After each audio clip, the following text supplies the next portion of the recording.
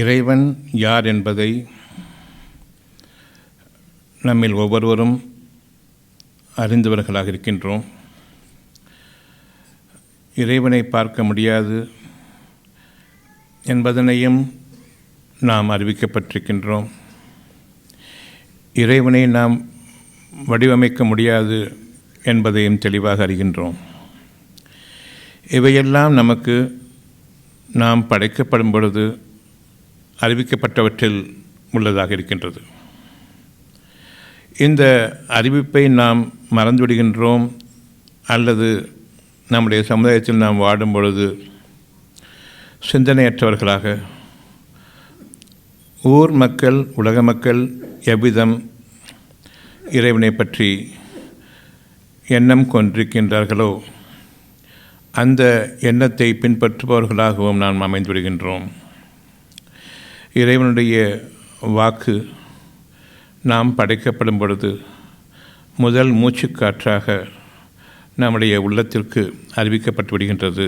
ஒட்டுமொத்த வாழ்க்கையும் எதன் அடிப்படையில் என்பதை, அந்த ஒட்டுமொத்த வாழ்க்கையும் நமக்காக நம்முடைய மனதில் அறிவிக்கப்பட்ட பின்னர், உங்களுக்கு உங்களுடைய இறைவன் ஒருவனை தவிர இல்லை, அவனுடைய பாதுகாப்புக்கும் அவனுடைய உதவிக்கும் நிகராக எந்த வழிகாட்டுதலும் இல்லை என்பதை நாம் அறிந்திருக்கின்றோம்.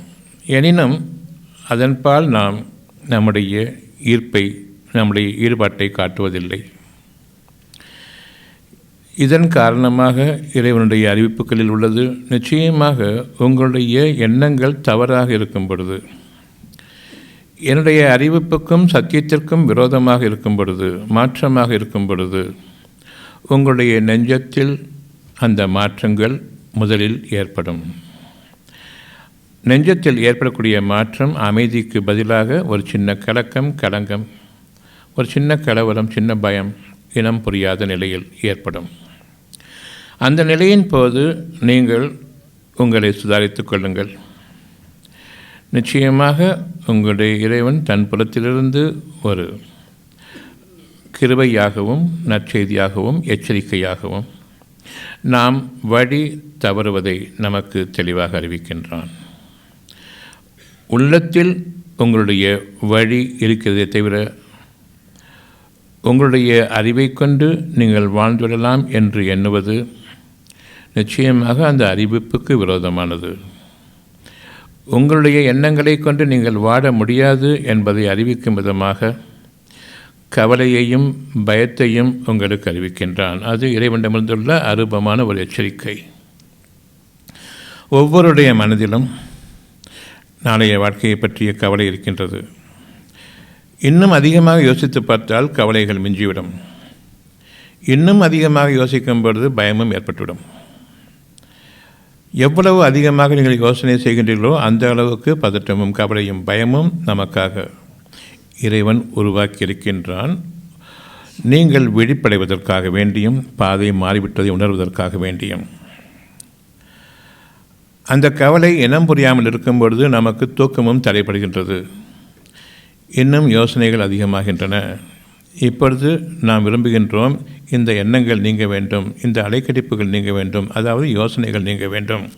நாளைய வாழ்க்கையை பற்றி நான் யோசித்து கொண்டிருப்பது எனக்கு மிகவும் கஷ்டமாக இருக்கின்றது, என் தூக்கம் தடைபடுகின்றது, மனம் அலைக்கழிப்பிற்குள்ளாகின்றது.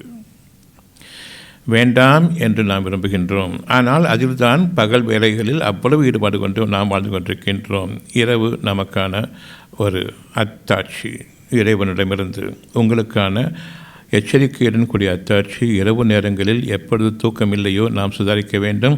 யோசனைகள் அதிகமாகிக் கொண்டிருக்கின்றோம். நாளைய வாழ்க்கை முழுமையும் என் கையில் இருக்கிறதாக நான் எண்ணிக்கொண்டு எந்த அளவுக்கு யோசிக்கின்றேனோ அந்த அளவுக்கு மனம் அலைக்கழிப்புக்குள்ளாகின்றது.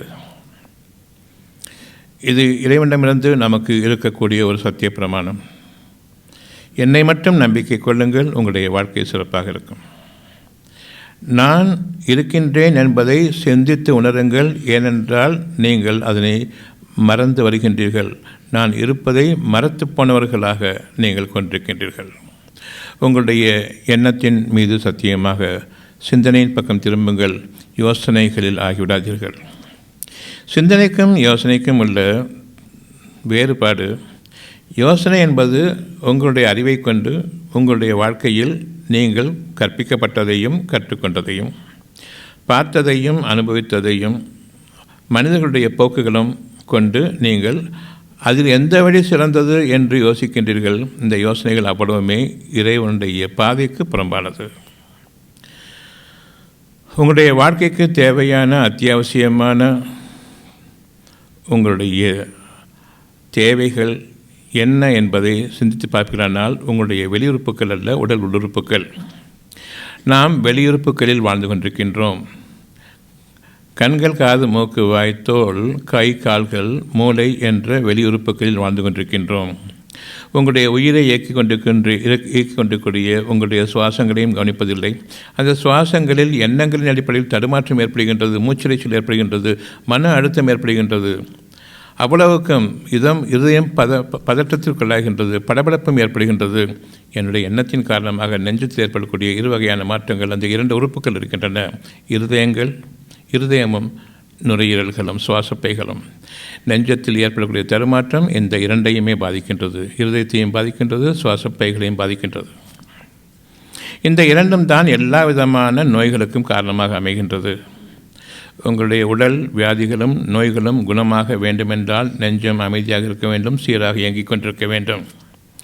அதில் ஏற்படக்கூடிய கோபங்களும் தாபங்களும் இயக்கங்களும் சஞ்சலங்களும் கவலைகளும் பயமும் அலைக்கடிப்புகளும் அந்த நெஞ்சத்தை அலங்கோலமாக மாற்றிவிடுகின்றன. ஒரு அழகான நெஞ்சத்தை உங்களுடைய இறைவன் அமைத்திருக்கக்கூடிய அந்த நெஞ்சம் இறைவனுக்கு மட்டுமே உரியதை தவிர உங்களுக்குரியதல்ல. உங்களுடைய இறைவன் நிச்சயமாக முதல் மூச்சில், நீங்கள் பிறந்த முதல் மூச்சில், முதல் நாள் முதற்கொண்டு, அந்த தருணம் முதற்கொண்டு உங்களுக்கு தன்னை பற்றிய செய்தியை முழுமையாக அறிவித்துத்தான் அந்த மூச்சு, அதிலிருந்து தான் உங்களுடைய உடல் உறுப்புகள் அவ்வளவும் இயங்க ஆரம்பிக்கின்றது. அந்த ஒரு மூச்சு காற்றில் நமக்கும் நம்முடைய இறைவனுக்கும் இடையே இருக்கக்கூடிய அந்த வாக்குறுதி அங்கு முற்று பெறுகின்றது. முதல் மூச்சில் ஆரம்பிக்கின்றது. வாக்கு உறுதியாக ஆக்கப்பட்டு பிறகு என் அனுமதியை கொண்டு நீங்கள் வாடுங்கள் என்று தெளிவாக அறிவிக்கப்பட்ட அந்த சூழ்நிலையை நாம் ஒவ்வொரு நாளும் சிந்தித்து உணர்ந்து உறுதி பெற வேண்டியவர்களாக இருக்கின்றோம். இறைவனுடைய அனுமதியை கொண்டு ஒவ்வொரு கேள்வியையும் நீங்கள் உள்ளத்தில் கேட்கும் பொழுது தெளிவு பிறக்கின்றது. ஒவ்வொரு கேள்வியையும் நீங்கள் வெளியில் கேட்கும் பொழுது அந்த தெளிவுக்கு நேர் விரோதமான குழப்பங்கள் ஏற்படுகின்றன. குழப்பங்களில் வாழ்ந்து கொண்டிருக்கின்றோம் பெரும்பாலும். காரணம், நாம் மனிதர்களிடம் கேட்டு அவர்களுடைய வழிமுறைகளை பார்த்தும் அனுபவித்தும் கேட்டும் இன்னும் அவர்களை அணுகியும் அவர்களை நம்பிக்கை கொண்டும் அவர்களை சார்ந்தும் வாழ்ந்து கொண்டிருப்பதன் காரணமாக இறை உணர்வை விட்டும் வெகு தொலைவுக்கு ஆளாகிவிடுகின்றோம். எவ்வளவு கவலை இருந்தாலும், எவ்வளவு அதிகமாக கவலை இருந்தாலும் சரி, உள்ளத்தில் அதற்கு நேர் அழகான செய்தியாக கவலை வேண்டாம் என்ற ஒரு சிறிய வார்த்தை, அதனை நாம் நம்பிக்கை கொண்டிருந்தால் இத்தகைய கவலையோ தூக்கமின்மையோ பதட்டமோ ஏற்பட்டிருக்காது. இனி இதனை நெடுங்காலத்திற்கு நாம் அனுமதித்து விட்டால் இதிலிருந்து ஒரு பாகம் உங்களுக்காக உண்மையை கொண்டு விளைய ஆரம்பிக்கும். சூழ்நிலைகளாகவும் உங்களுடைய உடலின் உறுப்புகளின் சிதைவுகளாகவும் சோர்வாகவும் நிச்சயமாக அமையும். நாளைய வாழ்க்கை உங்களிடம் கிடையாது என்பதை இறைவன் அறிவித்திருக்கின்றான். வாக்குறுதி உண்மையானது. இது பிறக்கும் பொழுது முதல் மூச்சில் அறிவிக்கப்பட்டது. அந்த முதல் மூச்சில் தான் உங்களுடைய வாழ்க்கையை துவங்குகிறது என்பதையும் அறியுங்கள். நீங்கள் கற்றுத் தேர்வதும் அதுதான் இருக்கின்றது. உங்களுடைய ஈர்ப்புத்தன்மையும் உங்களுடைய கவனமும் உங்களுடைய சிந்தனையும் சிந்தை தெளிவும் எல்லாமே அந்த இறைவனுடைய அறிவிப்பை கொண்டு நிகழ்ந்து கொண்டிருக்கின்றது. எவ்வளவுதான் நான் மனிதர்களை நம்பி வாழ்ந்தாலும் சரி, எனக்கென்று ஒரு நெருக்கடி வரும் பொழுது, மனிதர்கள் கைவிடும் பொழுது இறைவனை என்று திரும்புவேன். இதற்காகத்தான் அந்த சூழ்நிலை இறைவன் ஏற்படுத்தினான். நான் ஒருவன் தான் என்பதை நீங்கள் அறிவதற்காக வேண்டி இதற்கப்பால் ஒரு வழியை தேடாதீர்கள் என்று உங்களுடைய வாழ்க்கையில் ஒவ்வொரு நாடும் பல மணி நேரங்கள் உங்களுடைய தனிமையான சிந்தனையில் நீங்கள் இருக்கிறீர்கள் என்பதை மறந்து விடுகின்றீர்கள். எந்த ஒரு நாளும் கவலை இல்லாத வாழ்க்கை கிடையாது. எந்த ஒரு நாளும் சோகம் உங்களுக்கு காட்டிவிட்டு செல்லாத ஒரு தருணம் கிடையாது. உங்களுடைய நாளைய வாழ்க்கையை பற்றிய அச்சத்தை உணர்த்தாத ஒரு தருணமும் கிடையாது, ஒரு நாளும் கிடையாது. ஒரே தருணத்தில் அதை நீங்கள் பிரித்து பார்க்கிறானால் அதில் மன அமைதியும் இருக்கின்றது, மனக்கவலையும் இருக்கின்றது. ஒவ்வொரு மூச்சிலும் நிகழ்ந்து கொண்டிருக்கின்றது.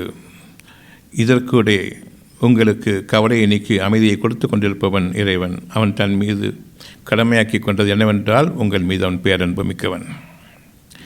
மனிதர்கள் மீது அவன் மிக்க இரக்கமுடையவன், பேரன்பு முக்கியவன் என்பதை உங்களுக்கு அவன் அறிவித்துத்தான் உங்களை வாழ்க்கையில், இந்த உலக வாழ்க்கையில் ஈடுபடுத்தியிருக்கின்றான். கவலை வேண்டாம். வானங்களிலும் பூமியிலும் நீங்கள் வாழ வேண்டியிருக்கின்றது. பூமியில் வாழக்கூடிய மிருகங்கள் அல்ல. பூமியின் அடிப்படையை ஒட்டியே மேய்ந்து கொண்டிருக்கக்கூடிய கால்நடைகளாக நான் உங்களை படைக்கவில்லை. வானங்களும் பூமியும் உங்களுக்காக படைக்கப்பட்டிருக்கின்றது. அதில் உங்களுடைய தேவைகள் நிறைவேறும். உங்களுடைய எண்ணங்கள் அதன் மீது ஆட்சி புரியக்கூடியதாக அமையும். இந்த வானங்களையும் பூமியையும் உங்களுக்கு அடிமையாக ஆக்கியிருக்கின்றேன். இதில் சந்தேகம் உங்களுக்கு வேண்டாம். பெரும் வறட்சியில் ஆகும் பொழுது இறைவனே என்று வானத்தை நோக்குவீர்கள், மழை வேண்டுமே என்று. அப்படி ஒரு சூழ்நிலையை ஏற்படுத்தி மீண்டும் தன்னை பற்றி அறிவிக்கின்றான். அவை உங்களுக்கு மழையை கொண்டு வருகின்றன. வெள்ளக்காடாக ஆகி எல்லோரும் தத்தளிக்கும் பொழுது மனிதர்கள் காப்பாற்றுவார்கள் என்ற எண்ணம் காலளவுக்கு தண்ணீர் வரும்பொழுதும் இருந்தது, இடுப்பளவுக்கு தண்ணீர் வரும்பொழுதும் இருந்தது, மூக்களவுக்கு வரும்பொழுது தான் கடவுளை என்று திரும்புகின்றீர்கள். அங்கு இறைவன் வானத்தை நிறுத்துகின்றான், பூமியை உறிஞ்சச் செய்கின்றான். அங்கு உங்களுக்கு வெட்ட வழியாக ஆகின்றது. தரையும் காய்ந்து விடுகின்றது. இன்னும் விளைச்சல்களும் உங்களுக்காக இருக்கின்றன. வானங்களும் தூய்மைப்படுத்தப்பட்டன, காற்றுகளும் தூய்மைப்படுத்தப்பட்டிருக்கின்றது. உங்களுக்கு உதவி செய்தவன் இறைவன் ஒருவன் தான் என்பதை அறிவிக்க வேண்டி இவ்வளவு பெரிய சூழ்நிலை ஏற்படுத்த வேண்டியிருக்கின்றது. அப்பொழுது நல்லெண்ணம் திரும்புகின்றது. அந்த சூழ்நிலையை மாற மீண்டும் மனிதர்களை நம்புகின்றோம். இவன் எனக்கு உதவி செய்யவில்லை, இந்த அரசாங்கம் உதவி செய்யவில்லை, இந்த மந்திரிமார்களோ அல்லது உங்களுடைய ஏற்பாடாக வைத்துக் கொண்டிருக்கக்கூடிய ஒவ்வொரு உங்களுடைய பாதுகாப்புக்காக அமைத்திருக்கக்கூடிய அரசாங்கமும் அரசாங்கத்தின் அலுவலர்களும் உங்களுக்கு உதவி செய்யவில்லை என்று எண்ணுகின்றீர்கள். சற்று முன்பாக வெள்ளப்பெருக்கு ஏற்பட்ட பொழுது யாரும் உதவி செய்ய முடியாது என்ற சூழ்நிலை ஏற்பட்ட போது அதுதான் சத்தியம் என்று ஆகிட்ட பொழுதும் நீங்கள் மற்றவர்களை குறை சொன்னீர்கள். அரசாங்கத்தை குறை சொன்னீர்கள், அரசாங்கத்தில் அங்க அமைப்பில் குறை சொன்னீர்கள், அதிகார அமைப்பில் குறை சொன்னீர்கள். அவர்களால் முடியாது என்று தெரிந்த பின்னர் அந்த நேரத்தில் இறைவன் உதவி செய்தான், இனியும் அவன்தான் உதவி செய்வான் என்ற அந்த ஒரு எண்ணத்தை கொண்டு உங்களுடைய வாழ்க்கையை தொடர்ந்து இருக்க வேண்டும். இப்பொழுதும் சரி, நேற்று நடந்த நிகழ்ச்சி இன்று நடந்த நிகழ்ச்சியாக நாம் கொள்வோம். யாரும் உதவி செய்ய முடியாத ஒரு சூழ்நிலை ஏற்படும் பொழுது புயல் காற்று வீசுகின்றது, வீடுகளெல்லாம் தரைமட்டமாகின்றன. எந்த கவர்மெண்ட் வந்து உங்களுக்கு உதவி செய்ய நினைக்கிறீங்க? யாரை குறை சொல்ல போகிறீங்க? பூகம்பங்கள் ஏற்பட்டு ஊரே அழிகிறது, யாரை குறை சொல்வீர்கள்? இது நிகழ வேண்டாம் என்று இப்பொழுது இருக்கின்றது. எங்கோ ஒரு பகுதி நிகழ்ந்து கொண்டிருக்கிறது, நமக்கு நிகழாது என்று எண்ணிக்கொண்டிருக்கின்றீர்கள். எங்கோ நிகழ்ந்து கொண்டிருக்கக்கூடிய ஒரு நிகழ்ச்சி எனக்கு நிகழாது என்று எண்ணிக்கொண்டிருக்கின்றீர்கள். உங்களுடைய இருதயங்கள் அதிர்ந்து கொண்டிருக்கின்றன. ஒவ்வொரு நாளும் கவலையிலும் பயத்திலும் அதை கவனிக்கவில்லை. உங்களுடைய உடம்பு நாடி நரம்புகள் எல்லாம் அதிர்ந்து கொண்டிருக்கின்றன. வெகு விரைவில் நீங்கள் உங்களை தாங்க முடியாத அளவுக்கு மிக பெரும் துயரம் உங்களை தாக்க இருக்கிறது என்பதை எப்படி நீங்கள் மறக்கின்றீர்கள்? மருத்துவர்களாக வாழ்ந்து கொண்டிருக்கின்றோம். இதெல்லாம் நிகழாது, நிகழ்ந்தாலும் மருத்துவர்கள் இருக்கிறார்கள் என்று. இறைவனை பற்றி கவலை இல்லை.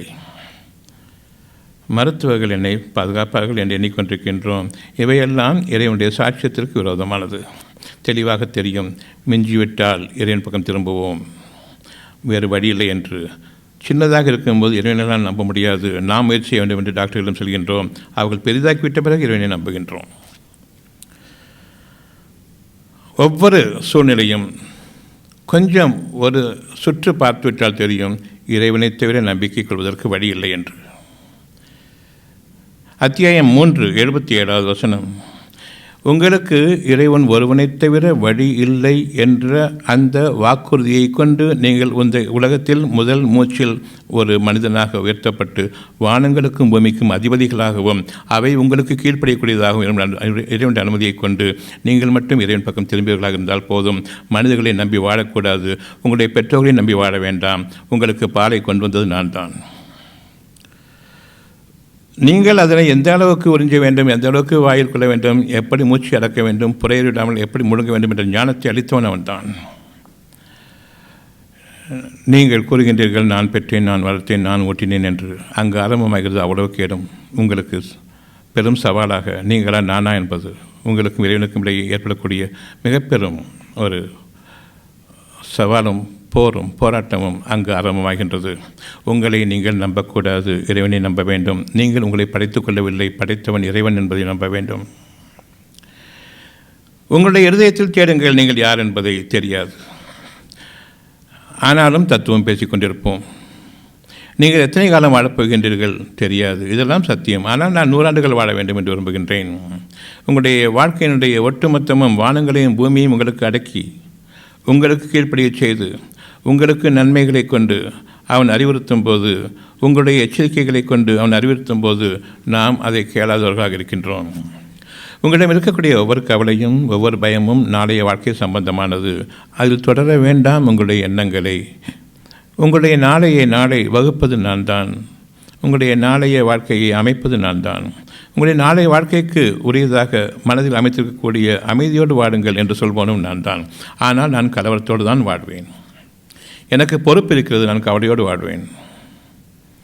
அவர் கவலையோடு இருந்தாலும் ரொம்ப பொறுப்போடு யோசிச்சுட்டு இருக்காருன்னு அர்த்தமா நம்ம பண்ணிக்கணும். என்ன செய்ய போகிற கவலையினால இயலாதுங்கிறது கவலையே.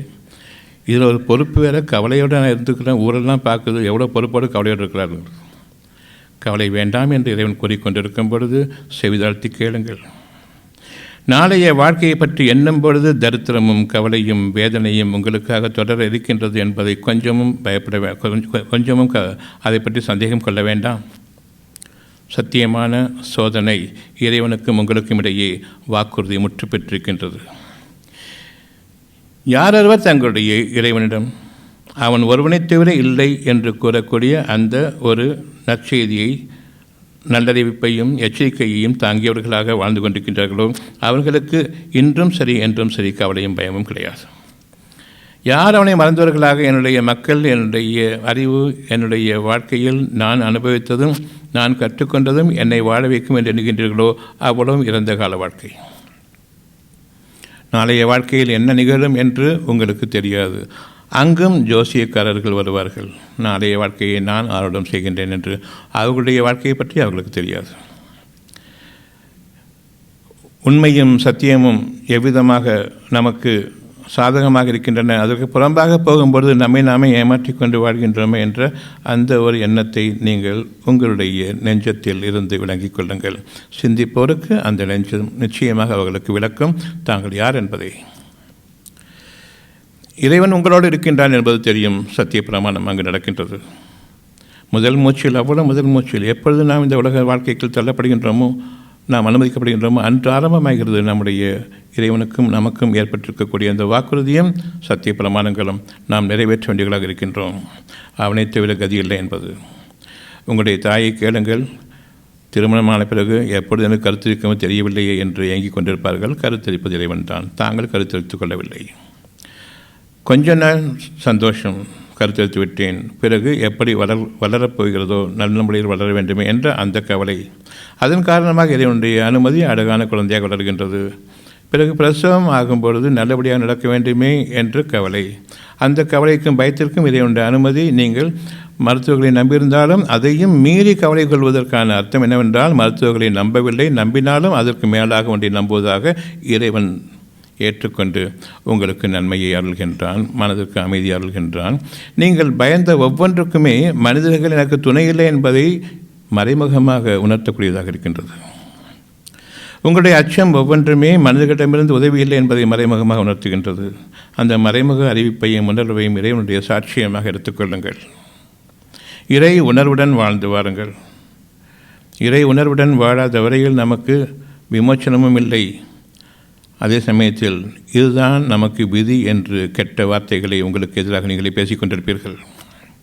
உங்களுடைய எண்ணத்தின் மீது சத்தியமாக அவ்வளவும் சுகமான ஒரே ஒரு எண்ணம் இருந்தால் இறைவனிடமிருந்து அது சுகமானதாக இருக்கும். ஒன்றுக்கு மேற்பட்ட ஒரு விஷயத்தின் அடிப்படை பலவிதமான எண்ணங்களை கொண்டிருக்கும் பொழுது நான் யோசனைகளிலும் மனிதர்களுடைய வழிமுறைகளிலும் இறைவனை மறந்து என்னை தொலைத்தவனாக நான் வாழ்ந்து கொண்டிருக்கின்றேன். அந்த அடிப்படையில் என்னை நான் மிகுதியாக்கி கொண்டிருக்கின்றேன். சத்தியத்தை கொண்டு நான் உணர வேண்டும். ஒரே ஒரு எண்ணம் தவிர ஒன்றுக்கு மேற்பட்ட எண்ணங்கள் அவ்வளவும் இந்த ஒன்றுக்கு நேர் மாற்றமாக பொய்யாக கற்பனையாகக்கூடிய பல விஷயங்கள் இருக்கின்றன. உங்களுடைய எண்ணம் ஒன்று, கவலை வேண்டாம். எண்ணங்கள் இப்பொழுது எப்படி கவலை இல்லாமல் இருக்க முடியும்? இந்த பிரச்சனை, அந்த பிரச்சனை, அந்த பிரச்சனை என்று ஒவ்வொன்றாக இந்த ஒரு எண்ணத்திற்கு விரோதமாக நாம் கொள்கின்றோம். உங்களுடைய நெஞ்சத்தில் நீங்கள் ஒரே ஒரு எண்ணம் கொண்டு பழகுங்கள். என்ன வேண்டும்? பிரச்சனைகள் வேண்டுமா வேண்டாமா? பிரச்சனைகள் வேண்டாம் வேண்டாம் என்ற ஒரு வார்த்தை தானே, அதற்குள் ஏன் பிரச்சனைகளை கொண்டு வருகின்றீர்கள்? சுகமாக வாழ வேண்டும் என்ற அந்த ஒரு எண்ணத்திற்கு விரோதமாக பிரச்சனைகளை நீங்கள் தாங்கியிருக்கின்றீர்கள். அந்த பிரச்சனைகளை நீங்கள் உருவாக்கி கொண்டதா இல்லையா? உங்களுடைய கைகளை கொண்டும் உங்களுடைய புத்தியை கொண்டும் உங்களுடைய வாய்களை கொண்டும் நீங்கள் உங்களுக்கு எதிராக உருவாக்கி கொண்ட பிரச்சனைகள் தானா, அல்லது இவற்றை கொண்டு நீங்கள் சம்பாதிக்காமல் எங்கிருந்தோ வந்ததா? நீங்கள் உங்களுடைய இறை வாக்குகளின் உணர்வுகளின் மீது நீங்கள் அமையுங்கள். சிறு துளி அளவு கவலை இருந்தாலும் வேண்டாம் என்று மன்றாடுங்கள். அந்த கவலை நீங்கட்டும். அதற்கு பிரதிபகாரமாக இறைவன் கொடுக்கக்கூடியது மிக பெரும் அழகான மன அமைதியும் நிம்மதியும். அந்த மன அமைதியிலும் நிம்மதியிலும் என்றென்றும் உங்களுக்கு விளைச்சலாக அமையக்கூடிய மாபெரும் இறையாற்றல் கொண்டிருக்கக்கூடிய அந்த ஒரு நேர் அழகான உண்மைக்கு சாத்தியமான உண்மைக்கு மிகவும் நெருக்கமான இறைவனுக்கே நெருக்கமான அளவுக்கு உங்களுடைய நல் அறிவானது வளர ஆரம்பிக்கின்றது. அதில் உங்களுடைய வாழ்க்கை அமைந்திருக்கின்றது. குழப்பமான அறிவில் நாம் வாழ்ந்து கொண்டிருக்கின்றோம். அதிலேயே வாடும் பொழுது தெளிவான அறிவின் மீது வாழ்ந்தால் எப்படி இருக்கும் என்பதை சிந்தித்து பாருங்கள். நமக்கு பகைமையும் கிடையாது, எதிரிகளும் கிடையாது, மனிதர்களை நம்பி வாழ்வதும் கிடையாது, அதற்காக திமிரும் கிடையாது, பணிவு இருக்கின்றது. பெருமை கொண்டவர்களாக நாம் வாழ வேண்டாம் என்று இறைவனிடமிருந்துள்ள வாக்குறுதி உங்களுக்கு இருக்கின்றது. ஒவ்வொரு நன்மையும் என்புறமிருந்து கிடைத்திருப்பதன் காரணமாக நீங்கள் நன்றியுணர்வோடு வாழுங்கள், எனக்காக அடங்குங்கள், பணிவோடு நீங்கள் வாழ்ந்து வாருங்கள் என்பதும் இறைவன் நமக்கு அறிவிக்கூடியதாக இருக்கின்றது. இறைவனிடம் செய்தவருடைய வாக்குறுதிகளில் நீங்கள் எந்த ஒன்றையும் மீற வேண்டாம். யார் உங்களுடைய வாக்குறுதிகளை மீறுகின்றார்களோ, அத்தியாயம் 3:77, அத்தியாயம் 3 வசனம் 77, யார் தங்களுடைய இறைவனுடைய வாக்குறுதிகளை புறக்கணிக்கின்றார்களோ, இறைவனிடம் நான் சமர்ப்பித்துவிட்ட என்னுடைய சத்திய பிரமாணங்களையும் நான் எப்பொழுது மீறுகின்றேனோ, நிச்சயமாக இறைவன் இவற்றை கண்காணிப்பவனாக இருக்கின்றான். உங்களுடைய உள்ளத்தில் தனக்கு விரோதமாக ஏற்படக்கூடிய ஒவ்வொரு அசைவையும் கவனிக்கின்றான். இருந்தபோதிலும் மன்னிப்பு, அந்த மன்னிப்புக்கு இறைவன் உங்களுக்காக அறிவிக்கக்கூடிய மாபெரும் கருணை சிறு கவலை. அந்த கவலை நீங்கள் எதனை உங்களுக்கு வேண்டும் என்று விரும்புகின்றீர்களோ அது இயலாது என்பதன் கவலை. உங்களால் நிறைவேற்றிக் கொள்ள முடியாது என்பதன் அடிப்படையிலான கவலை. சிந்தித்து பாருங்கள். கவலைக்கு காரணம் என்ன? எனக்கு கெட்ட காலம் இருக்கின்றது, அதனை நான் தவிர்க்க விரும்புகின்றேன், ஆனால் முடியவில்லை, முடியாது, முடிவு செய்துவிட்டேன். கவலையில் வாடுங்கள். நிச்சயமாக நிகழ இருக்கின்றது, நிகழ வேண்டியது. நமக்காக ஏற்படக்கூடிய வானங்களிலும் பூமியிலும் நிகழக்கூடிய நிகழ்ச்சிகள் அனைத்துமே எனக்குள்ளும் சரி புறத்திலும் சரி நிகழக்கூடிய ஒவ்வொரு நிகழ்ச்சியுமே அது நிகழ்வதற்கு முன்பாக உங்களுக்கு உங்களுடைய உள்ளம் உங்களுடைய எண்ணங்களின் அடிப்படையில் உணர்த்துகின்றது கவலை. கவலைக்கிடமான ஒரு சூழ்நிலை உங்களுக்காக விளைந்து கொண்டிருக்கிறது. நீங்கள் பார்ப்பவர்களாக இல்லை. இப்பொழுது நீங்கள் மாறுங்கள்.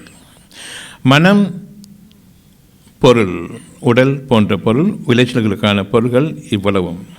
மனதிற்கும் உடலுக்கும் இடையே எது முக்கியம் என்பதை கவனியுங்கள். கேள்வி புரியவில்லை என்றால், மனதில் ஏற்படக்கூடிய ஒரு கவலை, உடலில் ஏற்படக்கூடிய நோய், இந்த இரண்டில் எது பெரிது? மனதில் ஏற்படக்கூடிய கஷ்டம், உடலில் ஏற்படக்கூடிய துன்பங்கள், இந்த இரண்டில் எது பெரிது, எது தாங்க முடியாது? மனம். மனதின் வேதனையை தாங்க முடியாமல் நெருப்பிலும் விழுந்து விடுவேன், என்னை நானே மாய்த்தும் கொள்வேன்.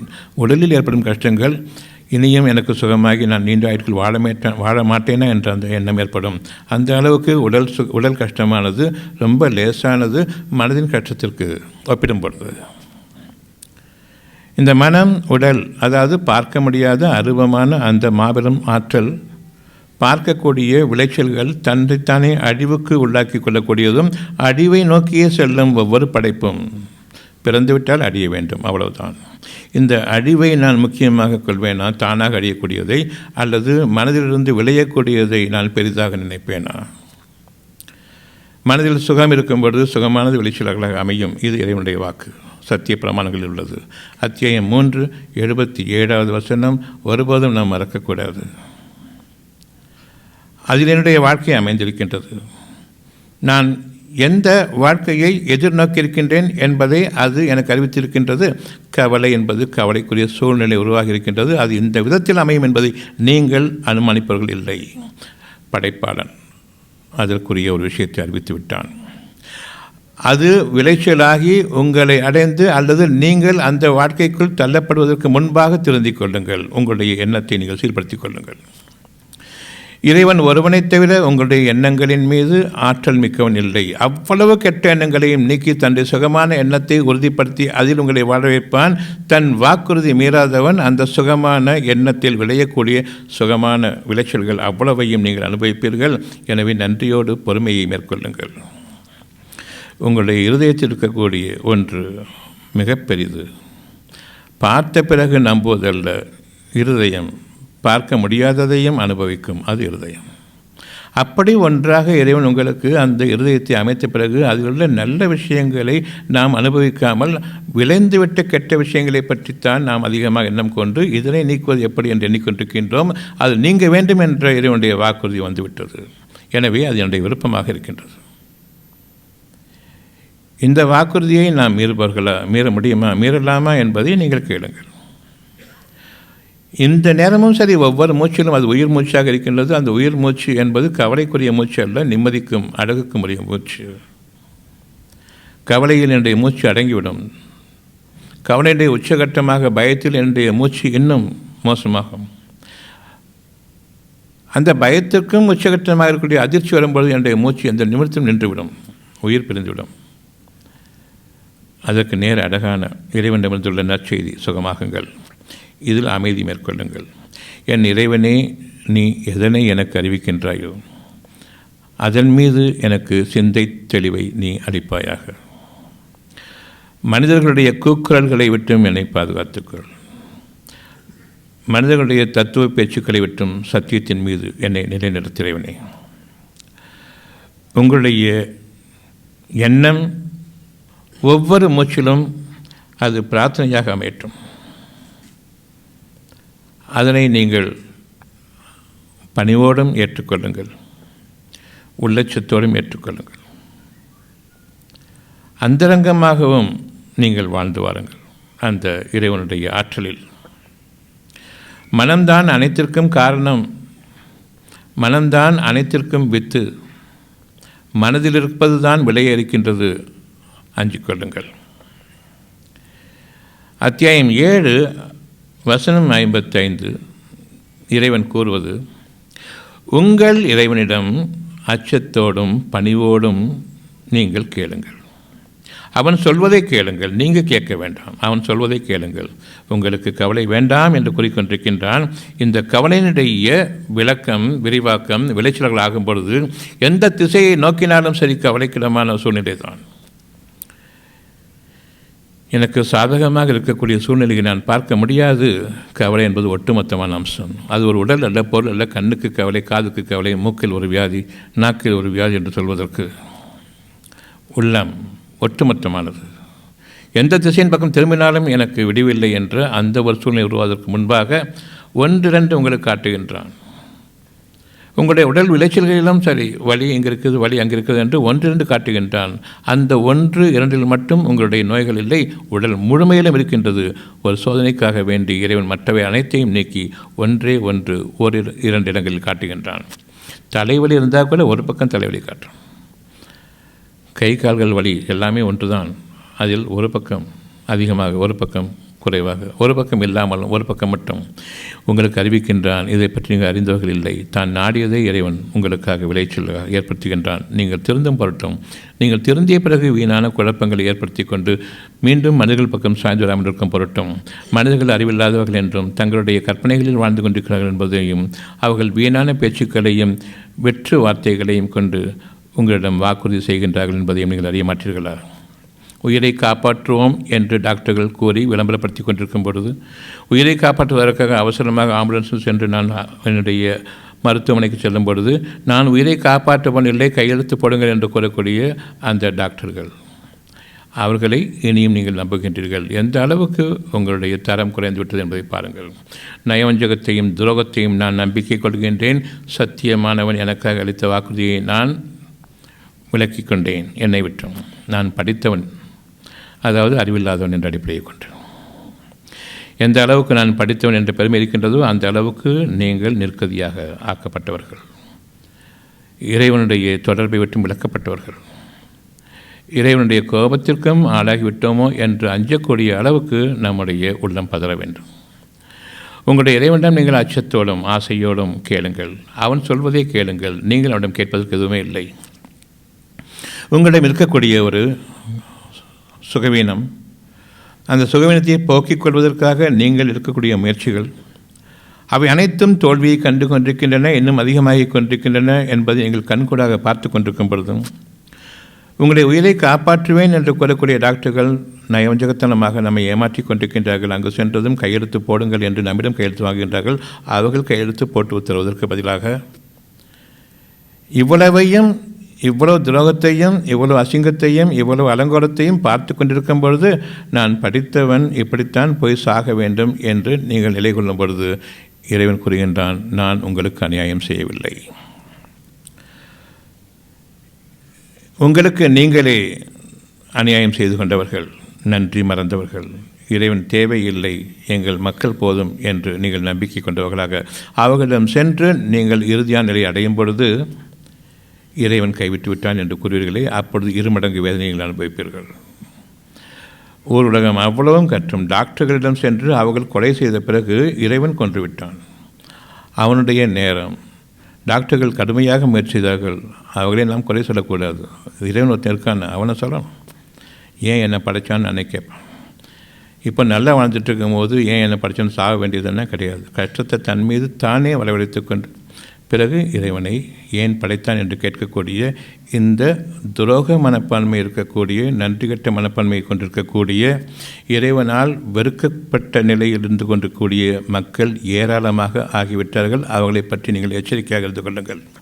அவர்களில் ஒருவரையும் நீங்கள் உங்களுடைய வாழ்க்கைக்கு சாதகமானவர்களாகவோ உங்களுடைய வாழ்க்கைக்கு உதவி செய்பவர்களாக எடுத்துக்கொள்ள வேண்டாம்.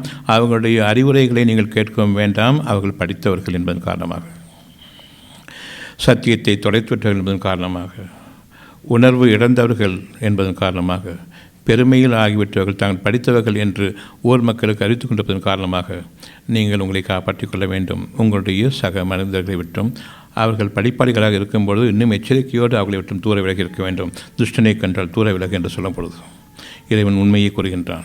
எனக்கு நிகராக யாரேனும் இருக்கின்றார்கள் என்று கேட்டால் இல்லை என்பது சத்தியம். உண்மை என்று கூறக்கூடியவர்கள், ஆம் உனக்கு நிகராக எல்லோரும் நாங்கள் எல்லோரும் இருக்கின்றோம், நான் இருக்கின்றேன் என்று கூறும் பொழுது உங்களுடைய நிலை என்ன? ஒரு டாக்டர் உயிரை காப்பாற்றுகின்றார் என்று நாம் கூறுகின்றோம். அவருடைய உயிரை அவர் காப்பாற்றிக் கொள்வதில்லை.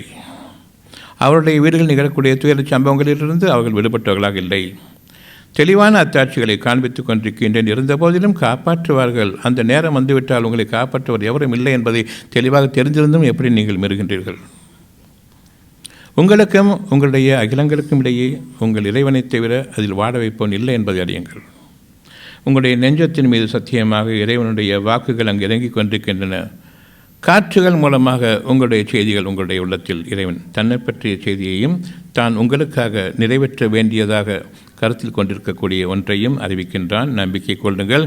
இதனை நீங்கள் அறியாதவர்கள், இது எந்த விதத்தில் விளையும் என்று நீங்கள் அறியாதவர்கள், பார்த்த பொருள்களை மட்டுமே நான் நம்புவேன் என்று கூறக்கூடிய இந்த அறிவு, பார்க்க முடியாத இறைவன் படைப்பாளன் என்ற அந்த உணர்வை கொண்டு நீங்கள் பார்ப்பீர்களானால் நிச்சயமாக இறைவன் யாவற்றின் மீது ஆற்றல் மிக்கவன். அவனுக்கு நிகராக உங்களுக்கு உங்களுடைய நன்மைகளை உங்களுக்காக விளைவிப்பவன் இல்லை. அதை நிலைத்திருக்க செய்வனும் இல்லை. அதற்கு உயிரோட்டம் அளிப்பவனும் இல்லை. ஒவ்வொரு விளைச்சலும் எனக்காக விளையும் பொழுது அது என் வாழ்நாளைக்கு பிறகும் என் மக்களுக்காக அமைய வேண்டும் என்று விரும்புங்கள். எனக்கு மட்டுமே என்று நீங்கள் விரும்பக்கூடிய எந்த ஒன்றுமே இறைவனிடமிருந்து இல்லை. இறைவன் உங்களுக்காக ஒன்றை படைத்துவிட்டால் அது உங்களுக்கும் நீங்கள் யாருக்கு கொடுப்பவர்களாக இல்லையோ அவர்களுக்கும் சேர்த்துத்தான். மழை வேண்டும் என்றால் என் தலையில் மட்டும் மழை விடாது, எல்லாத்தையும் சேர்த்தான் விடும். அவனுக்கெல்லாம் மழை பெய்யுதுன்னு பொறாமப்படக்கூடாது. வெயில் அடித்தா என் மேலே மட்டும் இல்லை, எல்லார் மேலும் இருக்கிறது. ஒரு துன்பம் என்று ஏற்படும் போது நீங்கள் தனியாக வாழ்பவர்கள் இல்லை, நீங்கள் சமுதாயமாக உங்களை வாழ வைத்திருக்கின்றான். ஒரே சமுதாயமாக நீங்கள் பல துன்பங்களாக பிரிந்துவிட்ட போதிலும் சரி, ஒரே சமுதாயமாக நான் வாழ வைத்தேன். ஒரு வெயில் அடித்து காய்ஞ்சது சொன்னால் எல்லாரும் மண்டையும் காயும். மழை அடித்து வெள்ளம் வந்தது சொன்னால் எல்லாரும் மூழ்குவீர்கள். ஆக உங்களுக்கு இறைவனிடமிருந்து ஒரு துன்பம் ஏற்படுமானால் அதில் குறிப்பாக யார் தவறிடைக்கின்றார்களோ அவர்களை மட்டும் குறிப்பாக பிடிக்கும் என்பதில்லை. அவர்களோடு நீங்கள் ஒரே சமுதாயமாக இருக்கின்றீர்கள். நீங்கள் அனைவருமே பிடிக்கப்படுவீர்கள் என்பதை அஞ்சிக் கொள்ளுங்கள். மற்றவர்களுக்காக பாவமன்னிப்பு தேடுங்கள். அது உங்களுடைய நன்மைக்காக, உங்களுடைய குடும்பத்தின் நன்மைக்காக, உங்களுடைய வம்சங்களின் நன்மைக்காகவும். ஒரு நன்றாக இருக்கும்பொழுது இறைவனுக்கு நன்றி செலுத்துங்கள். அவர்கள் நன்றி செலுத்தாவிட்டாலும் சரி, நீங்கள் நன்றி செலுத்துங்கள். அவருடைய நன்மைக்காக வேண்டி, அவரை நன்மையாக வாழ வைத்துக் கொண்டிருப்பதற்காக வேண்டி. ஏனென்றால் அது உங்களுக்கும் தான் நிகழ வேண்டியது நிகழ்ந்து கொண்டிருக்கின்றது. சமீபமாக நிகழ்ந்து கொண்டிருக்கிறது, என் கண் முன்பாக நிகழ்ந்து கொண்டிருக்கிறது. தின்மை ஐ ஷாட். இதில் நான் என்னுடைய நம்பிக்கையை மேற்கொள்ள வேண்டும். ஒரு கெட்டது நடந்தால் எனக்கு கெட்டது வரப்போகிறது, கெட்ட சகுனம் என்று பார்க்கும்போது, நல்லது நடக்கும்போது எனக்கும் அது உண்டு, நல்ல சகுனம் என்று நாம் கொள்வதில்லை. பொறாமையின் காரணமாக பொறாமை கொள்ள வேண்டாம். ஒரே சமுதாயம் நீங்கள், இந்துக்கள், முஸ்லீம்கள், கிறிஸ்துவர்கள் என்று நீங்களாக பிரிந்து தொலைந்தீர்கள் தவிர இறைவன் மனிதன் ஒன்றைத்தான் படைத்தான். இந்து மனிதன், முஸ்லீம் மனிதன், கிறிஸ்துவ மனிதன் என்று படைக்கவில்லை. நீங்கள் ஆக்கிக் கொண்டீர்கள். நீங்கள் உங்களை துண்டாடவில்லை, கடவுளை 3 துண்டாக்கினீர்கள். இந்து கடவுள், முஸ்லீம் கடவுள், கிறிஸ்துவ கடவுள் என்று. ஆனாலும் உங்களுடைய மனதிற்கு தெரியும் இறைவன் ஒருவன் தான் என்று. பார்க்கும் பொருள்களெல்லாம் நான் கடவுளாக ஆக்கி கொண்டேன் என்று நீங்கள் கூறுகின்றீர்கள். அது கடவுளாக என்று கேட்டால் இல்லை, நான் ஃபோக்கஸ்க்காக வச்சுருக்கேன். கடவுளை பார்க்க கிடையாது, ஒரு ஃபோக்கஸ்க்காக வச்சுருக்கிறேன். இன்றைக்கி அந்த ஃபோக்கஸே கடவுளாக மாறிடுச்சு. கடவுள் மறந்து போச்சு. நாம் எந்த அளவுக்கு பிரிக்கப்பட்டு தொலைந்து விட்டோம் என்பதை உங்களுடைய சிந்தனையின் அடிப்படையில் நீங்கள் பார்க்க வேண்டும். அந்த சிந்தனையில் நாம் இறைவனை தொலைத்து விட்டோம். மனிதர்களை நம்புகின்றோம். இறைவனை வழிபடுவதற்கும் மனிதர்களை நம்புகின்றோம். இறைவன் கூறுகின்றான், நான் உங்களுடைய உயிருக்கும் சமமாக இருக்கின்றேன் என்று. ஒருவர் மரணப்படைக்கையில் கிடக்கின்றார் என்றால் நீங்கள் பார்த்து கொண்டிருக்கின்றீர்கள். நாமும் அவருக்கு உங்களை விட சமயமாக இருக்கின்றோம். உங்களால் எதுவும் செய்ய முடியாது இறைவனை மீறி என்று உங்களுக்கு எச்சரிக்கை செய்கின்றான். அவ்வாறு இருக்கும் பொழுது பூசாரிகளை நடுவில் கொண்டு வந்தது நீங்கள் தான். எனக்கும் இறைவனுக்கும் இடையே தொடர்பு கிடையாது என்று கூறக்கூடிய அந்த பூசாரிகளை நீங்கள் ஏற்றுக்கொண்டீர்கள். இறைவனை விட்டு விலகினீர்கள். பூசாரிகள் உங்களுடைய கடவுள்களாக ஆகிவிட்டார்கள். எனவே அவர்களிடமிருந்தும் உங்களுக்கு நற்செய்தி கிடையாது. இறைவனை பார்த்தவர்கள் எவரும் கிடையாது. இறைவனை அறிந்தவர்கள் கூறுவார்கள் இறைவன் உங்களோடு இருக்கின்றான் என்று. இறைவனை அறியாதவர்கள் கூறுவார்கள் வா நான் காட்டுகின்றேன் என்று. அவ்விதமாக அல்ல. உங்களிடம் இருக்கக்கூடிய ஒரு இறைவனை உங்களுக்கு அடையாளம் காட்டாமல் என்னிடம் வா நான் உங்களுக்காக இறைவனை பிரார்த்தனை செய்கின்றேன் என்ற அந்த கூற்றை எப்படி நீங்கள் ஏற்றுக்கொண்டீர்கள்? அந்த போக்குகளை எப்படி நீங்கள் உங்களுடைய வாழ்க்கையாக அமைத்துக் கொண்டீர்கள்? எப்படி அது சாத்தியம்? எப்படி நீங்கள் சிந்தித்து தீர்மானித்துக் கொண்டீர்கள்? உங்களுக்கே விரோதமாக, சத்தியத்திற்கு விரோதமாக நீங்களும் உங்களுடைய இறைவனும் செய்து கொண்ட அந்த ஒப்பந்தம், சத்திய பிரமாணம், நான் ஒருவன் தான், என்னை தேட உங்களுக்கு இல்லை, நான் உங்களோடு இருக்கின்றேன். இறைவனே என்று உங்களுடைய மனதார கூப்பிடுகின்றீர்கள், கத்துகின்றீர்கள். உங்களுக்கு வியாதிகள் அதிகமாகி அதிகமாகி எதற்காக கத்தினீர்களோ அந்த கத்துதல் எல்லாம் அடங்கி விடுகின்றன. முடியாமல் போகும் பொழுது, என்னால் சகிக்கவே முடியாத அளவுக்கு நான் துன்பத்தில் இருக்கின்றேன் என்று இருக்கும்பொழுது இறைவனை நீங்கள் அடைக்கும் பொழுது அச்சத்துடனும் அந்தரங்கத்தில் நீங்கள் வென்றுகளை தவிர கத்த முடியாது. நன்றாக இருக்கும்பொழுது கடவுளே என்று இவன் கத்துவான். உன்னர்த்தம் போட்டி போட்டுக்கொண்டு ஜீசஸ் என்று கத்துவான். இன்னொருத்தம் போட்டி போட்டுக்கொண்டு அல்லாஹ்வே என்று கத்துவான். நிச்சயமாக இது இறை கண்ணியத்திற்குரியதல்ல. உங்களுடைய நெஞ்சங்களில் அவனை நீங்கள் அடையுங்கள், அந்தரங்கத்தில் அடையுங்கள், பணிவோடு அடையுங்கள். உங்கள் பேர் பாலசுப்ரமணியன் இருக்குது, நீங்கள் சமுதாயத்தில் அந்தஸ்தில் இருக்கிறவங்க. அங்கே நீங்கள் போய்கிட்டு இருக்கும்போது ஏய் பாலசுப்ரமணியம் அப்படின்னு கூப்பிட்டா அவருக்கு அது கௌரவமாக, கிட்ட போய் அமைதியை அடைச்சா அவருக்கு கௌரவமாக. உங்களுக்கே இப்படி இருக்கும் பொழுது இறைவனை சாமியே ஐயப்பான்னு கத்த வேண்டியது, அல்லாஹ் அக்பர்னு கத்த வேண்டியது, ஓ ஜீசஸ்னு கத்த வேண்டியது, இப்படி அவமானப்படுத்துறீங்களே. இவ்வளோ கூப்பிட்டோம் எனக்கு வேலை செய்யலை அவர். இவரை நம்பாதீங்கிற அடிப்படையில் தானே கத்துறீங்க. அவன் காதில் விடாது. அப்படி ஒருத்தன் கிடையவே கிடையாது. நம்ம அறிவை கொண்டு தான் வாழணுங்கிறது நீங்கள் அறிவிக்கிறதுக்காக வேண்டி தானே இந்த மாதிரி கூப்பாடு உங்களுக்கு. நீங்கள் சுகமாக வாழுங்கள் என்று நீங்கள் பெரும் துயரத்தில் இருக்கும் பொழுது, பெரும் மனக்கஷ்டத்தில் இருக்கும்போது இது வேண்டாம் என்று அறிவிப்பவன் யார்? நீங்கள் இதன் காரணமாக இது என்னை விட்டும் அகலாது, நீங்காது, நான் துன்பத்தில் ஆகிவிடுவேன், பெரும் துயரத்தில் இருக்கின்றேன், தாங்க முடியவில்லை என்று கூறக்கூடிய நீங்கள் அந்த ஒரு வார்த்தையை நீங்கள் விலக்கிக் கொள்ளுங்கள், பார்க்கலாம் இந்த கஷ்டங்கள் நீங்க வேண்டும் என்று. உள்ளுக்குள் ஒரு நப்பாசையை ஓடிக்கொண்டிருக்கும், இது நீங்கிவிட்டால் நான் சுகமாக வாழ்வேனே என்று. வெளியில் நீங்கள் கதறுகின்றீர்கள், என்னை முடித்து விட்டால் என்ன என்று. எந்த அளவுக்கு நீங்கள் கதறுகின்றீர்களோ அதே அளவுக்கு உள்ளத்தில் ஒரு நப்பாசை ஒட்டி கொண்டிருக்கின்றது. பிழைத்துவிட மாட்டேன்னா, சுகமாகிவிட மாட்டேன்னா, நல்ல வாழ்க்கை வாழ்ந்துவிட மாட்டேனா என்று. அதனை நீங்கள் பிரதானமாக ஆக்குங்கள். உங்களுடைய கவலைகளை நீங்கள் நப்பாசையாக, அது நக்கி போடக்கூடிய ஒரு துர்பாக்கியமாக நீங்கள் ஆக்கிக் கொள்ளுங்கள். உங்களுடைய கவலைகளையும் உங்களுடைய அறிவையும். உங்களுடைய இறைவன் மீது ஆணையாக, உங்களிடம் இருக்கக்கூடிய ஒரு கஷ்டம் என்னவென்றால், என்னிடம் இருக்கக்கூடிய நன்மைகளை நான் சம்பாதித்தது அது எனக்குரியது என்று எண்ணிக்கொண்டிருக்கின்றேன். அப்படித்தானே? எவ்வளோ பொருள்கள் இருந்தாலும் என்னுடைய தேவைக்கு மிஞ்சது எப்படி உங்களுக்குரியதாக இருக்க முடியும்? நீங்கள் கொடுக்க மற்றவர்களுக்கு கொடுத்துட வேண்டும் என்று சொல்லவில்லை. அது மற்றவர்களுக்கும் உரியது என்ற எண்ணம் கொண்டிருந்தால் போதுமானது. அந்த எண்ணத்தை இறைவன் விசாலமாக்குவான். உங்களிடம் இருக்கக்கூடிய ஒவ்வொரு உங்களுக்கு சாதகமான அழகான ஒவ்வொரு விளைச்சல் எந்த திசையிலும் இருந்து பொருள்களாக நீங்கள் பார்க்கக்கூடியது ஒவ்வொன்றும் அது உங்களுக்கு மட்டும் உரியதல்ல. ஏனென்றால் இறைவன் புறத்திலிருந்து உங்களுக்காக அளிக்கப்பட்டது. அது ஒவ்வொரு நன்மையும் இறைவன் புறத்திலிருந்து அளிக்கப்பட்டது. ஒவ்வொரு தீமையும் நீங்கள் சம்பாதித்ததிலிருந்து ஒரு சொற்பமானது நீங்கள் அறிய வேண்டும் என்பதற்காக உங்களுக்கு அனுமதிக்கப்பட்டது. அவ்வளவுதான். அந்த ஒரு சொற்பமான அளவீட்டை நீங்கள் நீக்கிக் கொள்ளுங்கள். உங்களால் முடியாது என்பதை உணர்ந்து இறைவன் பக்கம் திரும்ப வேண்டி உங்களை வேதனைப்படுத்த வேண்டும் என்பதற்காக அல்ல. நிச்சயமாக இறைவன் மக்கள் மீது, மனிதர்கள் மீது மிகவும் அன்புமிக்கவன், மாபெரும் கருணை மிக்கவன், இரக்கமுடையவன், மன்னிப்பவன். உங்களை மன்னிக்கும் பொழுது உங்களுடைய தேவைகளுக்காக நீங்கள் இறைவனிடம் வேண்டி, நான் என் பெருமையின் காரணமாக சீரடைந்தேன், மனிதர்களை நம்பினேன், உனக்கு இணையாக மனிதர்களை ஆக்கினேன், தெரிந்தே இயலாதவர்கள் என்று தெரிந்து, உனக்கு நிகராக யாரும் இல்லை என்று தெரிந்து, உனக்கும் எனக்கும் ஏற்பட்டுள்ள வாக்குறுதியை மீறி சத்திய பிரமாணங்களையும் நான் தொலைத்துவிட்டு மனிதர்களை நம்பியதன் குற்றம் நீ என்னை மன்னிப்பாயாக இறைவனே. நிச்சயமாக நீ மன்னிப்பவன் என்று நீங்கள் கேட்கும் பொழுது அந்த மன்னிப்பானது உங்களுக்கும் உங்களை சுற்றி இருக்கக்கூடிய அவ்வளவு பேருக்கும் என்பதை அறியுங்கள்.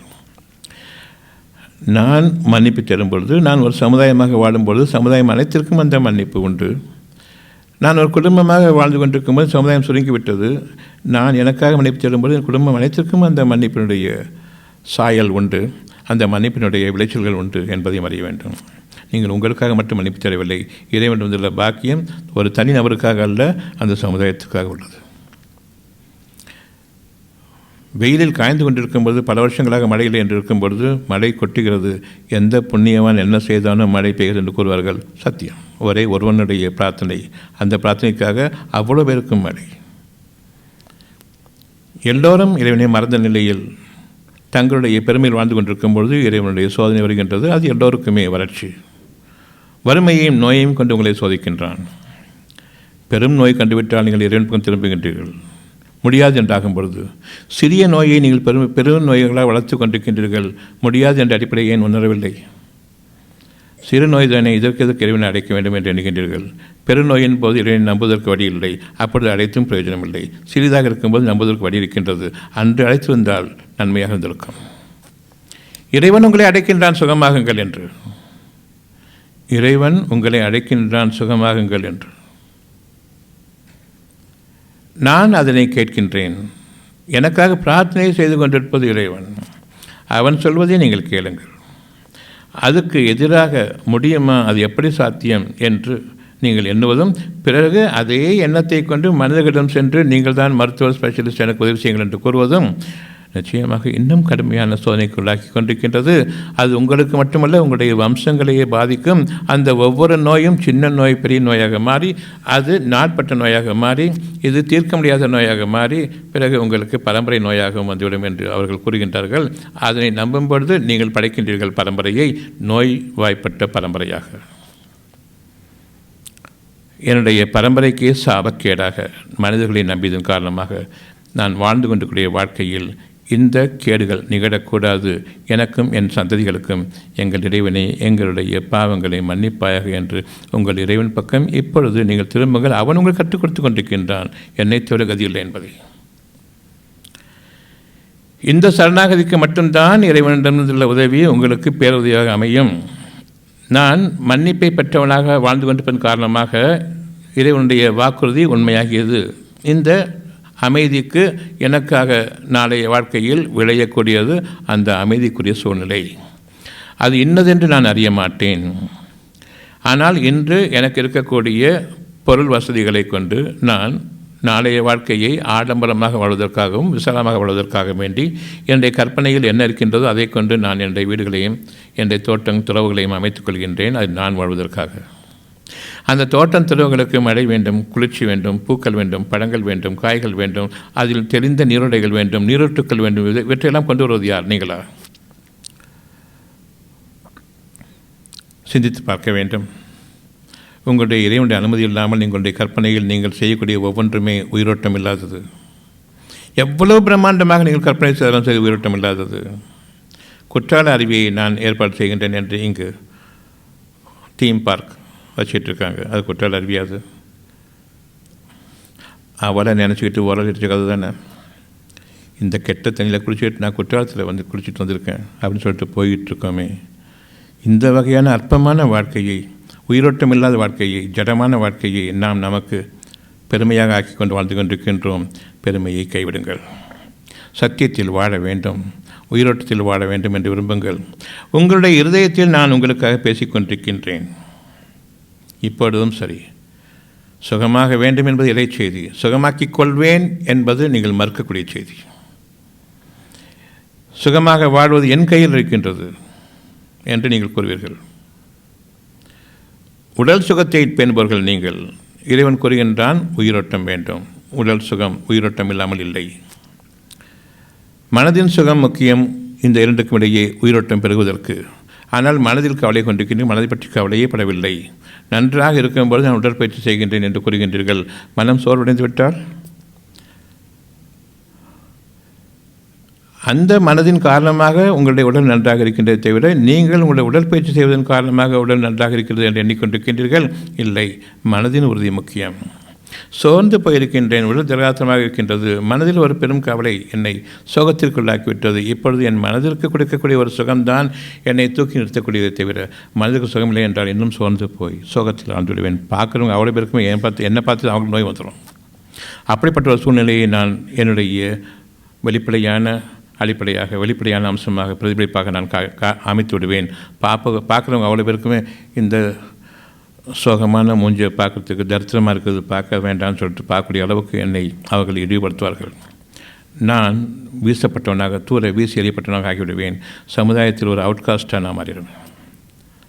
விரும்பத்தகாத மனிதனாக நான் ஆகிவிடுவேன். தாழ்த்தப்பட்ட மனிதனாக நான் ஆகிவிடுவேன். ஆகவே உங்களுடைய உள்ளத்தின் சிறப்பை நீங்கள் உங்களுடைய இறைவனின் நெருக்கத்தை கொண்டு ஆக்கிக் கொள்ளுங்கள். அதிலிருந்து விளையக்கூடியது உங்களுடைய வாழ்க்கையினுடைய ஒட்டுமொத்தமான சூழ்நிலை. அந்த சூழ்நிலையில் இருக்கக்கூடிய அவ்வளோ பேருக்குமே அது நன்மையானது. நீங்கள் உங்களுடைய சூழ்நிலையை இன்னும் விசாலமாக்கிக் கொள்ளுங்கள். மற்றவர்கள் நல்ல சூழ்நிலையில் வாழ்ந்து கொண்டிருக்கும் பொழுது அது உங்களுடைய மன்னிப்பின் காரணமாகவும், நீங்கள் உங்களுடைய இறைவனை நீங்கள் அதிகமாக விரும்பியதன் காரணமாகவும், உங்களிடமிருந்துள்ள ஒரு நற்செய்தியாகவும் அவர்களுக்கு அது பரவுகின்றது. அவர்கள் அதில் வாழ்ந்து கொண்டிருக்கின்றார்கள். உங்களை விட அவர்கள் கொஞ்சம் அதிகமாக இறைவனை நம்பிக்கை கொண்டிருக்கின்றார்கள். அவர்கள் சீக்கிரமாக கிடைக்கின்றது. நானும் அந்த பாதையில் இருக்கின்றேன். என்னுடைய மன்னிப்பும் அவர்களுக்கு சேருகின்றது. இன்னும் அவர்கள் விசாலமாக வாழ்ந்து கொண்டிருக்கின்றார்கள். ஆனால் நான் என்னுடைய வாழ்க்கைக்காக இன்னமும் காத்திருக்கின்றேன். என்னுடைய வாழ்க்கைக்காக காத்திருக்கின்றேன். அவர்கள் நன்றாக இருக்கின்றார்களே என்று பொறாமைப்படும் பொழுது நான் அழிந்து போவதற்கான சூழ்நிலை ஏற்படுத்தி கொண்டேன்.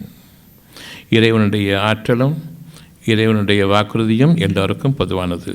சுகமான வாழ்க்கை வாழுங்கள், எல்லாருக்கும் பொதுவானது தானே. நான் மட்டும் சுகமான வாழ்க்கையை வாழ வேண்டும் என்று விரும்பும் பொழுது வந்தது கேடு. நான் சுகத்திற்கான பாதையில் இருந்திருக்கின்றோம், என்னை விட அமோகமாக நன்றாக வாழ்ந்து கொண்டிருக்கிறேன் என்று பார்த்து நான் ஏக்கம் கொள்ளும் பொழுதும் பொறாமை கொள்ளும் பொழுதும் நான் செத்துவிட்டேன். நான் வாழ்ந்து கொண்டிருப்போன் இல்லை, மரணமடைந்துவிட்டில் ஆகிவிட்டேன். இனி எனக்கு சுகமான வாழ்க்கை கிடையாது, விளைச்சல்களுடைய வாழ்க்கை கிடையாது. அறிந்து கொள்ளுங்கள். அத்தியாயம் 7:57 வசனம் 57. அத்தியாயம் 7. நற்செய்திகளை கொண்டு நாம் தான் காற்றுகளை அனுப்புகின்றோம். காற்றுகளை அந்த காற்றில் உயிர் மூச்சு இருக்கின்றது. நான் உயிர் மூச்சு பிழைப்பதற்கு எனக்கு நற்செய்திகள் வேண்டுமா, காற்று வேண்டுமா? சத்தியத்திற்குரிய நம்பிக்கைக்குரிய அந்த பேச்சு வேண்டுமா, காற்று வேண்டுமா? காற்று இருக்கின்றது, என் உயிரோட்டம் குறைந்து கொண்டிருக்கின்றது. காரணம், நம்பிக்கைக்குரிய ஒன்றும் அதில் இல்லை, நற்செய்தி இல்லை, மாறாக துர்ச்செய்தி. இதில் நிச்சயமாக என்னால் வாழ முடியாது. காற்று இருக்கின்றது, உயிர் இல்லை. அந்த உயிரோட்டத்திற்கு தேவையான அழகான செய்தியும் நம்பிக்கை கொள்வதற்கு உரிய அந்த ஈர்ப்புடைய நெஞ்சமும் வேண்டும். உங்களுடைய இறைவன் இப்பொழுதும் உங்களிடம் பேசிக்கொண்டிருக்கின்றான். காற்றுகளை அனுப்புகின்றோம், நல்ல செய்திகளை மாறி மாறி மாறி அனுப்பி கொண்டிருக்கின்றோம். அவனுடைய அருளுக்கு முன்னே அந்த அருள் உங்களுக்கு விளைச்சல்களாக அமைவதற்கு முன்பாக இந்த காற்றுகளை நாம் அனுப்பி கொண்டிருக்கின்றோம். அத்தியாயம் 7 வசனம் 57. அந்த காற்றுகள் குளிர ஆரம்பிக்கின்றது, மேகங்கள் திரள ஆரம்பிக்கின்றன. அவை கனத்த மேகங்களை சுமக்கலானதும் இறந்து கிடக்கக்கூடிய பூமியின் பால் ஓட்டுகின்றோம். மழையை பொழிவித்து அதிலிருந்து விதவிதமான தானியங்களை உங்களுக்கு மட்டுமல்ல சமுதாயத்திற்கு, அதில் உங்களுக்கு மட்டுமே தேவை என்று எண்ணும்பொழுது அடைந்து விட்டது. அவ்வளவு. மன்னிப்பு தேடுங்கள். இறைவனுடைய பாக்கியங்கள் பெருகி வரும்பொழுது மன்னிப்பு தேடுங்கள். அது உங்களுக்கு உரியது. அந்த உயிரோட்டம் உங்களுக்கு மட்டுமே விளைச்சல்களாக நிறைய பெருகியிருக்கும் பொழுது அவர்களுடைய மனதும் தாராளமாக அமையும். யாரோரை பார்த்தும் நல்ல வாழ்ந்து கொண்டிருக்கும் பொழுது பொறாமைப்பட்டுவிட வேண்டாம். அது எனக்கும் என்னுடைய வம்சங்களுக்கும் அந்த கேடு துர்ச்சகரமாக அமையும். அந்த கனத்த மேகங்கள் உங்களுக்காக, ஏனென்றால் நீங்கள் அப்படிப்பட்ட விளைச்சல்களில் வாழ வேண்டும் என்று இறைவனுடைய விருப்பம். லேசான தூரலில் கிடையாது. காய்ந்து போய் இறந்து போய்விட்டதற்கு அவ்வளவு நீர் சக்தி தேவை, அவ்வளவு குளிர்ச்சி தேவை. நானோ என்றோ என்னுடைய நம்பிக்கையை விட்டுவிட்டேன். நான் இறந்தவனுக்கு சமமானவன். மேலும் பிணங்களின் மீது நான் நம்பிக்கை கொண்டேன், டாக்டர்களின் மீது நம்பிக்கை கொண்டேன். யாருக்கு உயிரை பற்றி தெரியாதோ தான் உயிரை காப்பாற்றுவேன் என்று நயவஞ்சகமாக துரோகமாக உங்களை அழைத்து நான் உங்கள் உயிரை காப்பாற்றுவோன் இல்லை, நீங்கள் கையெழுத்திடுங்கள் என்று கூறக்கூடிய நயவஞ்சக கூட்டத்தை நம்பி நான் ஏற்கனவே செத்து பிணமாக ஆகிவிட்டவன். இறைவனை மறந்தது ஒன்று, இறைவனை மறந்த பிறகு டாக்டர்களை இணை வைத்தது இன்னொரு பெரும் குற்றம். நான் செத்துவிட்டேன், பிணமாகிவிட்டேன், பதறாகிவிட்டேன். இப்பொழுது நீங்கள் மீண்டும் உயிர் பெற வேண்டும். உங்களுக்கான நற்செய்திகளாக இறைவனிடமிருந்து அதிகமான பேச்சு வரும். உங்களுடைய உள்ளத்திற்குரிய கவலை தானே நீங்கி அதில் உங்களுக்கு அழகானதொரு அமைதியும் கிடைக்கும். மற்றவர்களுடைய பேச்சின் மூலமாக அல்ல, உள்ளத்திலிருந்தே. இதற்கு காரணம் காற்றுகள் செய்திகளை தாங்கி வருகின்றன. இப்பொழுது நான் பேசக்கூடியதும் காற்றுகள் தான் இந்த செய்திகளை தாங்கி உங்களுடைய சுவாசமாக அமைகின்றது. காதுகளில் விடுவதல்ல, பேச்சு காதுகளில் விடும், அதில் பிரயோஜனமில்லை. காற்றுகள் சுகமான சுவாசமாக இறைவன் உணர்வோடு இணங்க வேண்டும், இணைய வேண்டும். அதிலிருந்து எனக்கு அமைதி கிடைக்க வேண்டும். இந்த அமைதியை இறைவன் அருள்கின்றான்.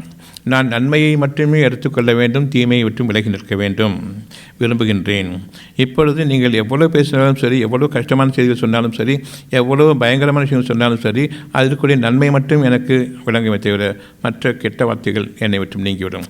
அதனை நான் கவனிப்பனாக இருக்க மாட்டேன். அப்படியே நெஞ்சத்தை மாற்றி அமைக்கின்றான். தீமைகள் நெருங்காமல் நன்மைகளை மட்டும் சுவாசிக்கக்கூடிய அப்படி ஒரு இருதயமாக இறைவன் அமைக்கின்றான்.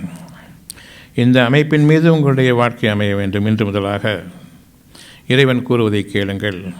கனத்த மேகங்களை சுமக்கும் வரையில் பொறுமையை மேற்கொள்ளுங்கள். இதுவும் அவனுடைய வாக்குறுதிகளில் உள்ளது. அத்தியாயம் 3:77.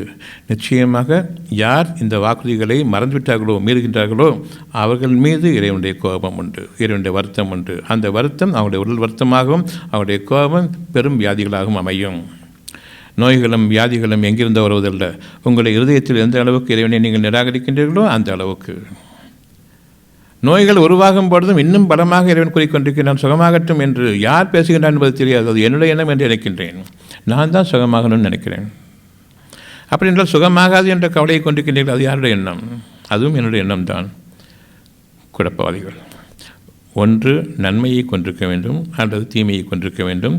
நீங்களோ நன்மையான ஒரு செய்தி வந்ததற்காக வேண்டி அதற்கு விரோதமாக என்னால் முடியாது என்று கூறுகின்றீர்கள். உங்களால் முடியாததற்குத்தான் இறைவன் இருக்கின்றான். அது உங்களுடைய பேச்சும் அல்ல, இறைவனுடைய பேச்சு. நீங்கள் உங்களால் முடியாது என்று கூறும் பொழுது இறைவன் கூறுகின்றான், நீங்கள் உங்களை மறந்து இறைவன் பக்கம் திரும்பும் வரையில் கொஞ்சம் கொஞ்சமாக உங்களுக்கு வேதனைகள் அதிகரித்து கொண்டிருக்கும்.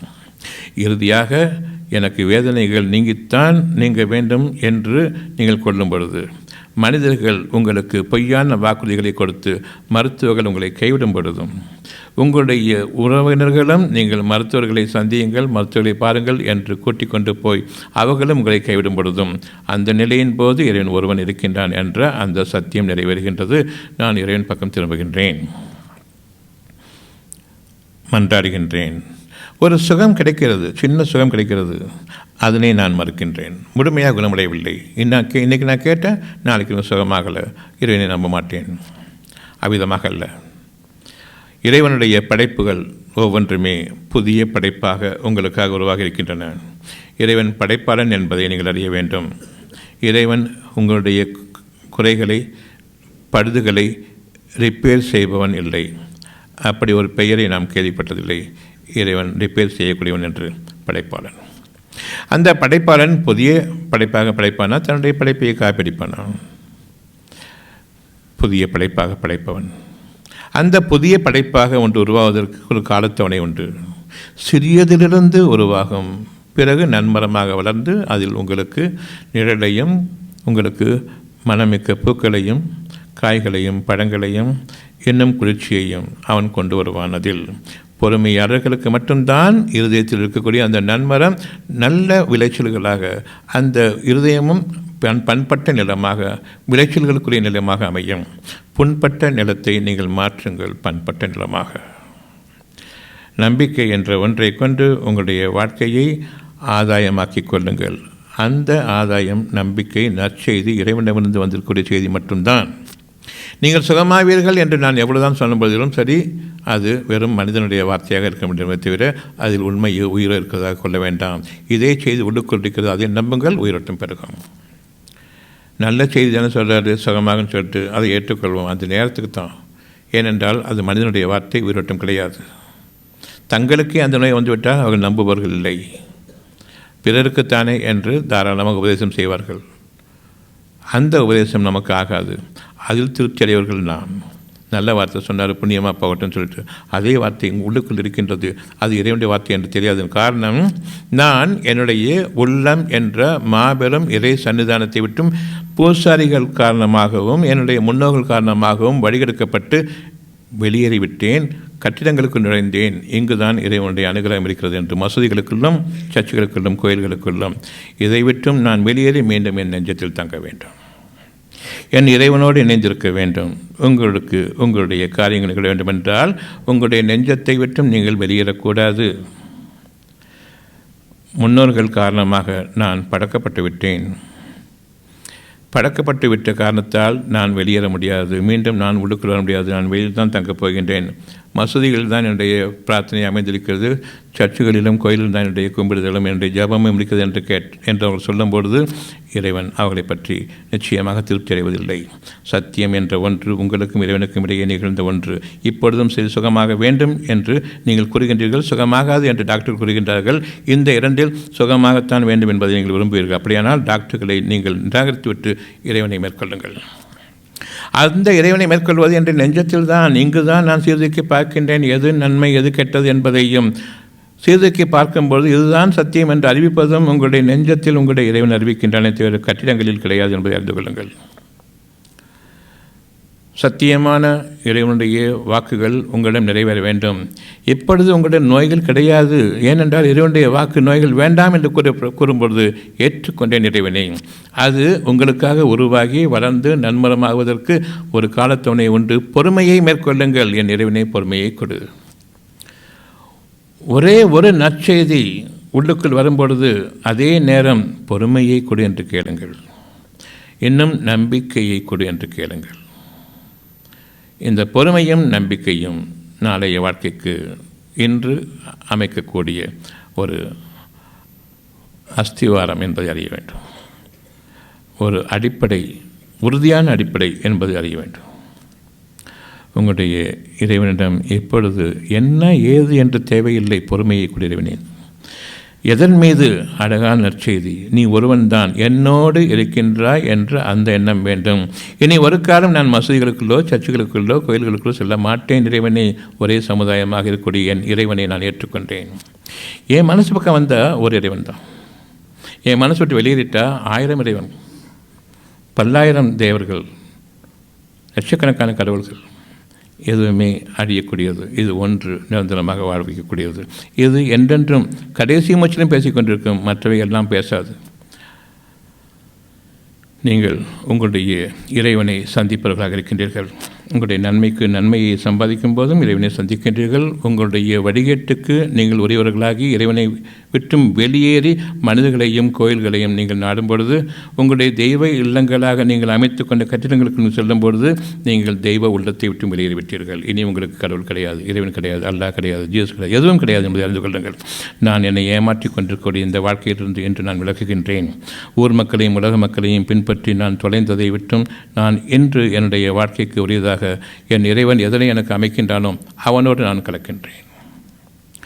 நிச்சயமாக உங்களுடைய இறைவனின் அருள் உங்களுடைய இருதயத்திற்கும் உங்களுடைய உயிருக்கும் சமீபமாக இருக்கின்றது. அந்த வாக்கு தான் உங்களுடைய உயிரையே காப்பாற்றுகின்றது. உயிர் உங்களுக்கு நெருக்கமாக இருக்குமானால் அந்த உயிரை காப்பாற்றுவது உங்களுடைய இறைவனுடைய வாக்கு. அந்த வாக்கு உயிருக்கும் சமீபமானது என்பதை அறிய வேண்டும்.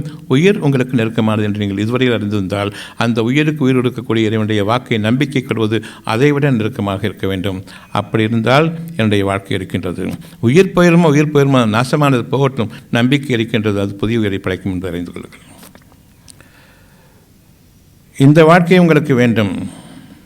உயிரை காப்பாற்று. அந்த உயிர் காப்பாற்றப்படுறது மனசுக்குரிய நற்செய்தியின் காரணமாக, நம்பிக்கையுடன் காரணமாக. உங்களுடைய அறிவு எந்த அளவிலிருந்து ஆரம்பிக்கிறதோ நாசமாய் போனது, அதற்கு பின்னால் இருக்கின்றது சத்தியம். அடிப்படையாக அதனை நீங்கள் நம்புங்கள். உயிரை பற்றி கவலைப்படுவன் ஏற்கனவே சத்தவன். அருளை பற்றியும் அதன் மீது நம்பிக்கையும் பொறுமையும் பற்றி அவர்கள் எவ்வளவு கவனிக்கின்றார்களோ அந்த அளவுக்கு சிறப்பான வாழ்க்கையை, விசாலமான வாழ்க்கையை உங்களுக்காக இறைவன் அமைப்பான் என்பதை நம்பிக்கை கொள்ளுங்கள். உங்களுடைய இறைவன் அருள் உங்களுக்கு சமீபமாக இருக்கிறது என்பதை அறிந்து கொள்ளுங்கள். அத்தியாயம் 7 வசனம் 56.